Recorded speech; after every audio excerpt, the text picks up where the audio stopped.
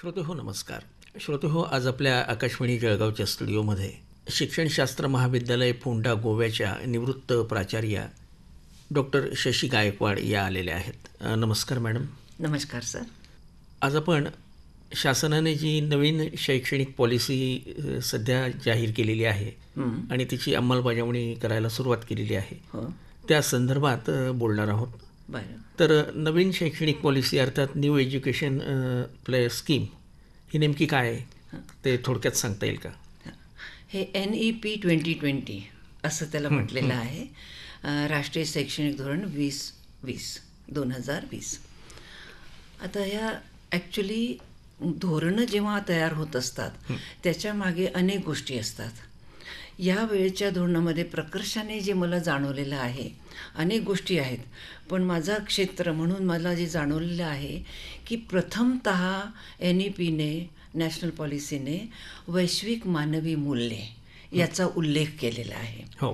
आतापर्यंत आपण काय बघत होतो की मूल्य शिक्षण आणि मूल्य शिक्षणच्या अंतर्गत अनेक गोष्टींचा समावेश करण्यात आलेला होता. हो. मग ते शालेय स्तर असू देत, महाविद्यालयीन स्तर असू देत किंवा कुठलंही स्तर असू दे. मूल्य म्हणजे काय? स्वच्छता मूल्य, चांगले बोलणे मूल्य, म्हणजे अशा अनेक गोष्टी त्याच्यात होत्या. पण आता NEPने जो फोकस केला आहे वैश्विक मानवी मूल्यांचा, तर तो एक थोडासा वेगळा भाग मला असा वाटतं की नवीन संकल्पना त्यांनी आणलेली आहे. बरं, मग ही वैश्विक मानवी मूल्यांची संकल्पना नेमकी काय आहे? हां, आता नावावरूनच आपल्या लक्षात येईल की वैश्विक जेव्हा आपण म्हणतो, जी मूल्ये विश्वमध्ये सर्वत्र सारखीच असतील ती वैश्विक मूल्ये. आता काही गोष्टींच्या बाबतीत आपण असं बघतो, आपल्या निदर्शनास येतं की समाजामध्ये व्यक्तिपरत्वे, समूहपरत्वे, समाजपरत्वे, धर्मपरत्वे मूल्ये बदलत असतात. हो.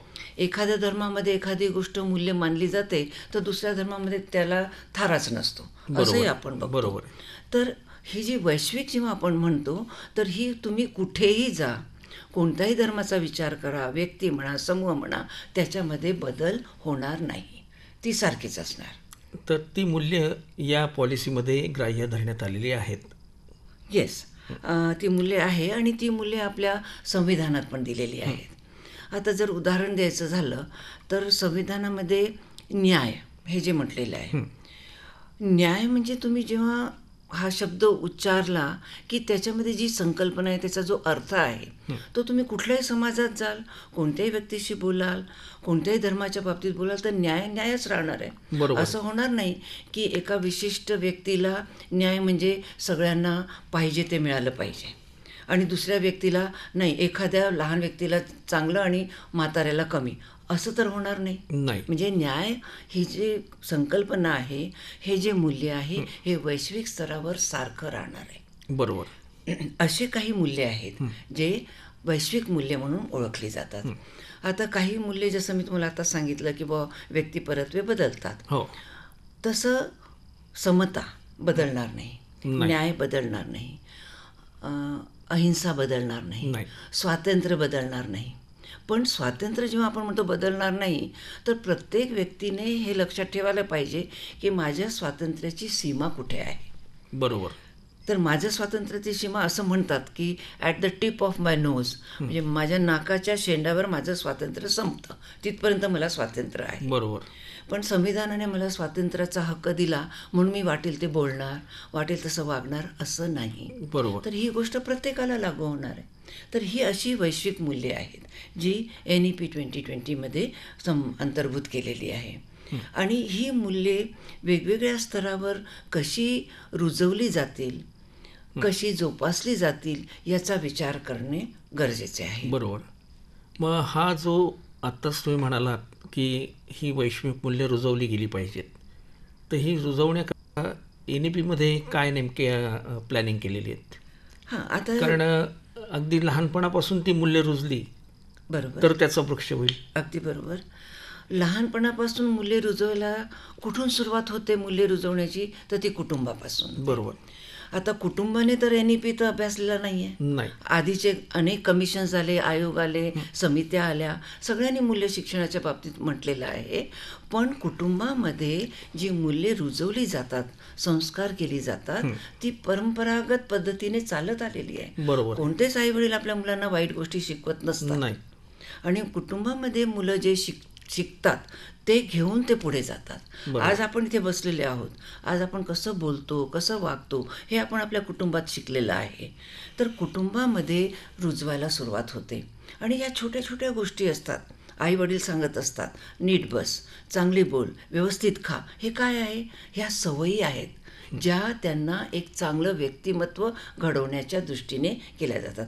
जसं जसं वय वाढतं तसं तसं ह्या अशा प्रकारचे संस्कार त्यांची स्तर वाढत जातो. बरोबर. आणि मग ते कुटुंबामध्ये असे संस्कारित मुलं होतात. याचा अर्थ असा आहे, काही कुटुंबामध्ये वाईट पण गोष्टी घडत असतात. अर्थातच. अदरवाईज समाजामध्ये हे जे आज आपण बघतो, जे काही चाललेलं आहे, हिंसाचार चाललेला आहे, ते कुठे शिकले? ते कुटुंबातच शिकले. अर्थातच. म्हणजे बरं आणि वाईट दोन्ही गोष्टी कुटुंबातून शिकून आपण पुढे येत असतो. तर अशी सुरुवात तिथून होते. मग शालेय स्तरावर असं म्हणतात ना, की शाळा ही समाजाचं लघुरूप आहे. तर शाळेमध्ये काय होतं, कुटुंबामध्ये मुलाला पूर्ण स्वातंत्र्य पण होतं, आईवडिलांचं प्रोटेक्शन पण होतं आणि नवीन गोष्टी पण शिकवल्या जात होत्या. तो प्राधान्य दिलं जात होतं. पण शाळेत आल्याबरोबर त्याला हे समजतं, की जसं मी कुटुंबात राहत होतो तसं मी शाळेत राहू शकत नाही. कारण शाळेमध्ये इतरही मुलं आहेत. बरोबर. इतरही मुलांचा विचार व्हायला पाहिजे आहे. शिक्षकांसाठी सगळे मुलं सारखे आहेत. कुटुंबामध्ये मी सगळं आईवडिलांसाठी, तसं शाळेत चालणार नाही. मग शाळेमध्ये वेगवेगळ्या पद्धतीने संस्कार केले जातात, वेगवेगळ्या विषयातून. आता ही गोष्ट वेगळी आहे, की मी जो विषय शिकवतो किंवा शिकवते त्याच्यातून मी कशा प्रकारे मूल्य रुजवते. कारण मूल्ये ही अशी वस्तू नाही आहे, की उचलून दिली की हे घे, हे मूल्य, असं नाही आहे. शिक्षकाच्या आचरणात, मोठ्यांच्या आचरणात मूल्य दिसली पाहिजे. बरोबर. असं म्हणतात, की values are caught, they are not taught, असं जे म्हणतात, की मूल्ये ही शिकवण्याची गोष्ट नाही आहे. मूल्ये ही मुलांनी पकडून घेण्याची गोष्ट आहे. कसे पकडतील?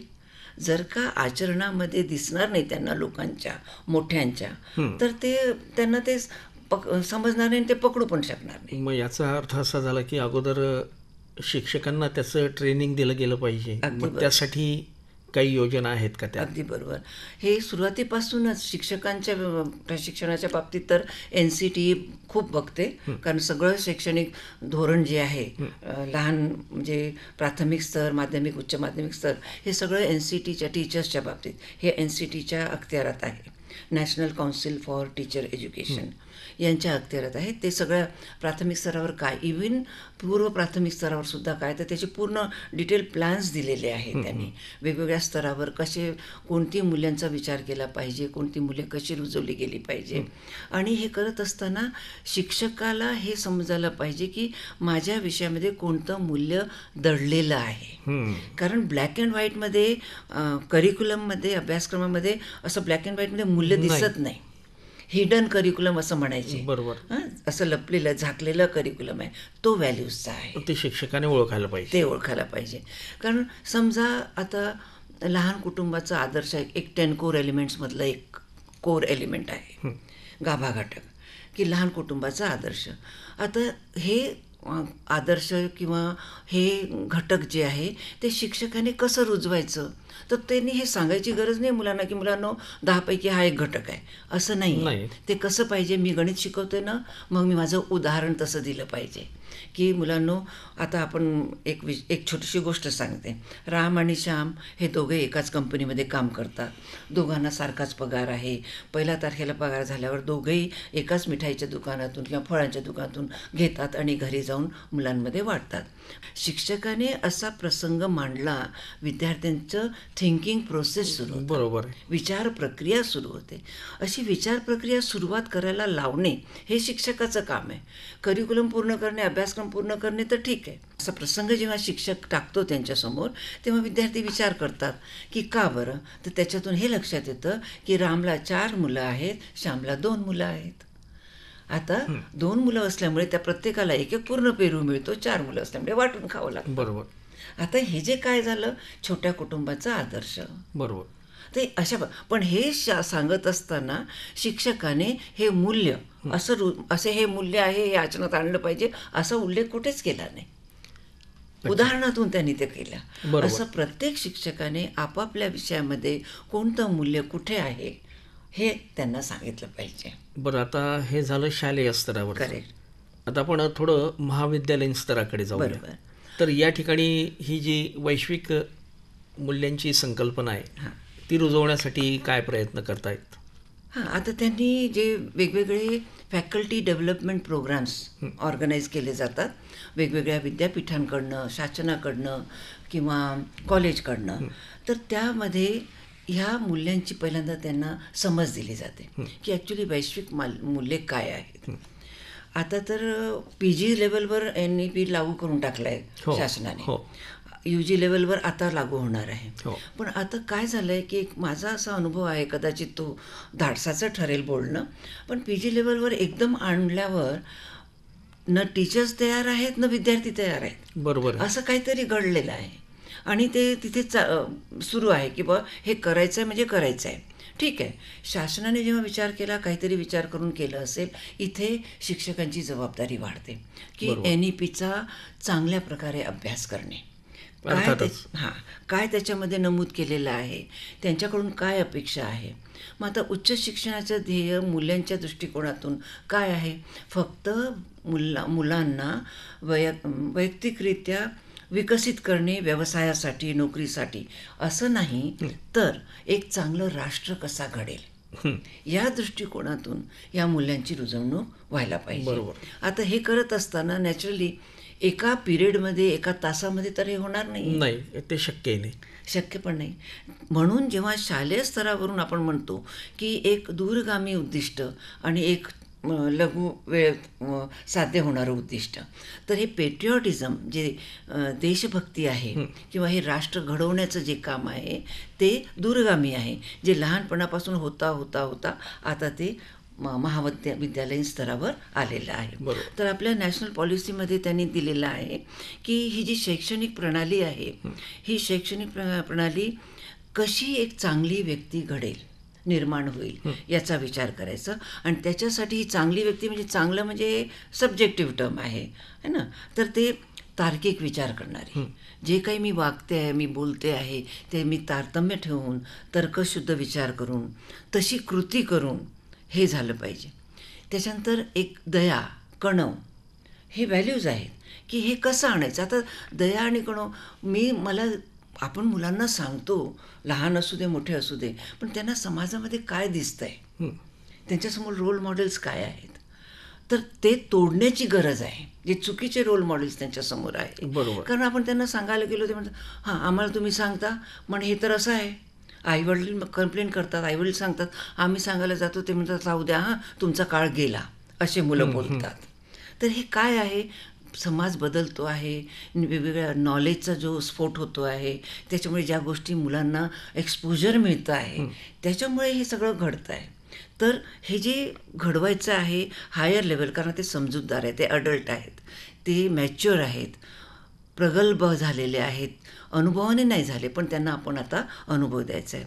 म्हणून हे जे एम्पॅथी ज्याला म्हणतात, सहिष्णुता ज्याला म्हणतात, धैर्य ज्याला म्हणतो आपण, करेज, त्यानंतर त्याप्रमाणे ॲडजस्टमेंट, अनुकूलन ज्याला म्हणतात, की जी परिस्थिती आहे त्याच्यामध्ये मी कसं वागायला पाहिजे. मला घरी खूप प्रोटेक्शन मिळालं आहे पण समाजामध्ये ते होणार नाही, म्हणून मला ॲडजस्ट करता आलं पाहिजे. हे सुद्धा व्हॅल्यूच आहे ना. बरोबर. त्याच्याशिवाय तर मला जगणं कठीण होऊन जाईल. मग ह्या गोष्टी, मग त्याचबरोबर वैज्ञानिक दृष्टिकोन हा पण आपल्याला पाहिजे, कारण आता तर विज्ञान स्वयंपाकखोलीत पण शिरलेलं आहे. हो. मग आता हे वैज्ञानिक दृष्टिकोन पाहिजे. त्यानंतर सर्जनशीलता, क्रिएटिव्हिटी ही उच्चतम पातळी आहे की व्हॅल्यूज जेव्हा आपण म्हणतो तर ह्या सगळ्या गोष्टी करता करता मला क्रिएटिव्ह होता आलं पाहिजे, सर्जनशील होता आलं पाहिजे. मग असं आपण बघतो की तुम्ही मला हे द्याल तर मग मी काहीतरी नवीन बनवीन. त्याला सर्जनशीलता नाही म्हणणार. जे उपलब्ध आहे त्याच्यातून नवीन त्यातनं निर्मिती केली पाहिजे. करेक्ट, बरोबर. त्याच्यातून मी नवीन काय करू शकतो ह्याच्याप्रमाणे जर आपण केलं तर याला म्हणतो आपण समग्र विकास, सर्वांगीण विकास. तर सर्वांगीण विकासाच्या दृष्टिकोनातून जे जे आपण करू शकू, जे जे घडवू शकू, त्या सगळ्या गोष्टी मूल्यामध्ये येतात. आणखीन काही उदाहरणं सांगायची झाली तर सेवा, अहिंसा, आदर. आता मोठ्यांचा आदर केला पाहिजे. ते बाबा आहेत, चांगला बोल. मग बाबाने लहानाशी कसं बोलायचं? बरोबर आहे. हाही तिथे एक प्रश्न हां. येतो. तर बाबाने सुद्धा आदराने बोलायला पाहिजे. तर हा आदर जो आहे तो लहान मोठा सगळ्यांचं व्हायला पाहिजे, तो आदर आहे. त्याचप्रमाणे 21व्या शतकाला आवश्यक कौशल्ये, ह्या सगळ्या गोष्टी NEP मध्ये दिलेल्या आहेत बरं का. जी राष्ट्रीय शैक्षणिक धोरण 2020 त्याच्यामध्ये 21व्या शतकाला उपयुक्त अशी कौशल्ये. आता NEPने फक्त वैश्विक मूल्यच म्हटलेलं नाही, याही सगळ्या गोष्टी त्याच्यामध्ये बरोबर आहे. म्हटलेल्या आहेत की तशा कौशल्यांची रुजवणूक झाली पाहिजे. आता कौशल्य म्हटलं तर त्याला सराव पाहिजे. अर्थात. कारण कौशल्य म्हणजे काहीतरी करणं, आणि हे करण्यासाठी आपण सायकल, आम्ही उदाहरण देतो लहान मुलांना की सायकल चालवायचं आपण कसं शिकलो. पहिल्यांदा आपण बॅलन्सिंग शिकलो, मग आपण एका पायावर केलो, मग कैची, मग घंटी वाजवणं, असं करता करता एक दिवस असा येतो जेव्हा तुम्ही अगदी सर्राट अशी सायकल चालवू शकता, ब्रेक मारू शकता, घंटी वाजवू शकता. म्हणजे किती कौशल्ये एकदम तुम्ही वापरू शकता. बरोबर. तसं सरावाची संधी विद्यार्थ्यांना दिली गेली पाहिजे, मग ते लहान असू दे, मोठे असू दे. आणि दुसरं एक असं आहे की जेव्हा आपण सुरुवातीला बोललो की आपलं वागणं असं मूल्याधिष्ठित असलं पाहिजे, तर याच्यासाठी काय लागतं? तर माझ्या दृष्टीने 5 गोष्टी आवश्यक आहे. जेव्हा आपण मूल्याधिष्ठित आपली सक्षमता विकसित करण्याचा विचार म्हणतो, तेव्हा ही सक्षमता विकसित होण्यासाठी 5 गोष्टी आवश्यक आहेत. त्या 5 गोष्टी कोणत्या? तर माहिती. मला मूल्य म्हणजे काय, वैश्विक मूल्य म्हणजे काय, कोणत्या गोष्टीप्रमाणे वागलं तर ते मूल्याधिष्ठित वागणं होईल, ही माहिती मला मिळायला पाहिजे. दुसरं, मला काही संकल्पनांचा अर्थ माहिती पाहिजे. बरोबर. जेव्हा वैश्विक मूल्य म्हणतो तर वैश्विक मूल्य म्हणजे काय, त्याचं एक उदाहरण सांगते मी तुम्हाला की आपण आंबा पेरला तर पेरूने न उगवणार, अर्थातच नाही. आणि ज्या म्हणी आहेत आपल्या, पेराल तसे उगवेल, ह्या कुठून आल्या आहेत? तर हे जे प्रामाणिकपणा आहे, तर हा प्रामाणिकपणा आपल्याला कुठून मिळाला आहे? आम्ही हा प्रश्न नेहमी विचारतो की हा प्रामाणिकपणा कुठून मिळाला? सांगतात मुलं, आईवडिलांकडून, संतांकडून, ग्रंथांमधून. हो, पण ह्या सगळ्या गोष्टी आल्या कुठून? तर त्याच्यासाठी एक उदाहरण मी तुम्हाला किंवा आपल्या श्रोत्यांना सांगू इच्छिते की समजा खूप ऊन कडाक्याचं पडलं किंवा खूप एकदम अचानक पाऊस आला, लोक काय करतात? धावत जाऊन झाडाखाली आश्रय घेतात. झाडाखाली आश्रय घेताना झाड काय म्हणतो? हा पायी चालणारा आहे, हा स्कूटरवर चालणार आणि हा सायकलवर चालणार. मग स्कूटरवर चालणार म्हणून त्याला जास्त सावली, पायी आहे म्हणून त्याला कमी सावली. असं करतं का वृक्ष? न्यायाने वागतं. हे काय आहे? हे प्रामाणिकपणा आहे, हे समानता आहे, जे निसर्गातून मिळालेलं आहे. तर ही जी वैश्विक मूल्ये आहे ही निसर्गातून प्राप्त होतात. तर ही मूल्ये, या संकल्पना मला माहिती पाहिजे. तिसरी गोष्ट, काही तत्वे जी मला माहिती पाहिजे, त्या तत्वानुसार वागता आलं पाहिजे. जे मी आता हे सांगितलं, समानतेचं तत्व, न्यायाचं तत्व, स्वातंत्र्याचं तत्व, हे तत्व मला आचरणात आणता आले पाहिजे. त्यानंतर मला याचं उपयोजन करता आलं पाहिजे. म्हणजे ती कौशल्ये माझ्यामध्ये पाहिजे. सगळी माहिती मला मिळाली, किती छान माहिती दिली मला सरांनी, मी असं वागणार ठरवलं, पण त्याच्यापुढे काहीच केलं नाही. तर हे जे माहिती मिळते म्हणजे नॉलेज मिळतं, त्याच्यानंतर मी निर्धार करते की मी असं वागणार, आणि त्याच्यानंतर मी ॲक्शन करत नाही तर सगळं वाया जातं. त्याच्यामुळे मूल्याधिष्ठित जीवन जगण्यासाठी मला नॉलेज, व्होलिशन आणि ॲक्शन, माहिती, निर्धार आणि कृती, या तिन्ही गोष्टी मला आवश्यक आहेत. तर मला माहिती मिळाली, मला संकल्पना कळल्या, माझ्यामधले कौशल्य मी विकसित केले आणि मी ॲक्शन केलं पाहिजे. तर ह्या सगळ्या गोष्टी मला जर मिळाल्या, जर मी आचरणात आणल्या, तर मग माझी क्षमता विकसित होते आणि मग मी मूल्याधिष्ठित जीवन, मूल्याधिष्ठित आचरण करण्यास सक्षम होते. आज आपण वैश्विक मानवी मूल्य याविषयी फार चांगली माहिती आमच्या आकाशवाणी जळगावच्या श्रोत्यांना दिलीत. याबद्दल मी श्रोत्यांच्या वतीने आणि आकाशवाणी जळगावच्या वतीने आपला आभारी आहे. नमस्कार. नमस्कार. मी पण आपले धन्यवाद मानते. मला संधी दिली बोलण्याची, त्याबद्दल आभार. श्रोते हो, नमस्कार.